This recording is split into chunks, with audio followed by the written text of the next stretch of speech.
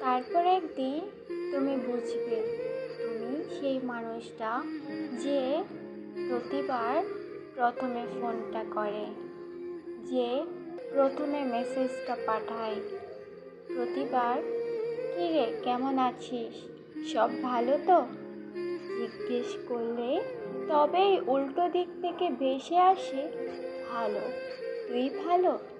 হাসি মুখে কথা হবে, তবু মনের মধ্যে কোথাও একটা খচখচ করবে, প্রশ্ন জাগবে, কই, আমাকে তো কেউ নিজে থেকে যোগাযোগ করে না।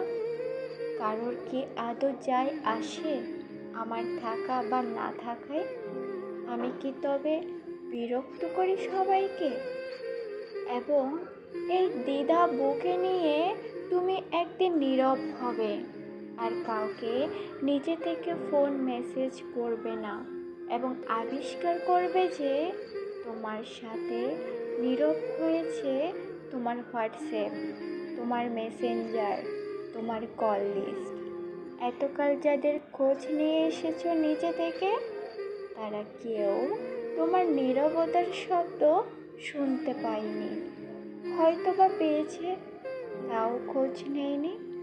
দিনের পর দিন, মাসের পর মাস, শুধু দু একজন থাকবে যারা তোমার নীরবতা ভঙ্গ করে বারবার জানান দেবে যে তারা আছে, তাদের যায় আসে তোমার থাকা বা না থাকায়।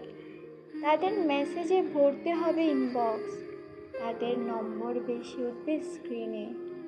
প্রিয় বন্ধু, ওই দু একজনই তোমার সঞ্চয়, ওদের হারিয়ে ফেলো না কখনো।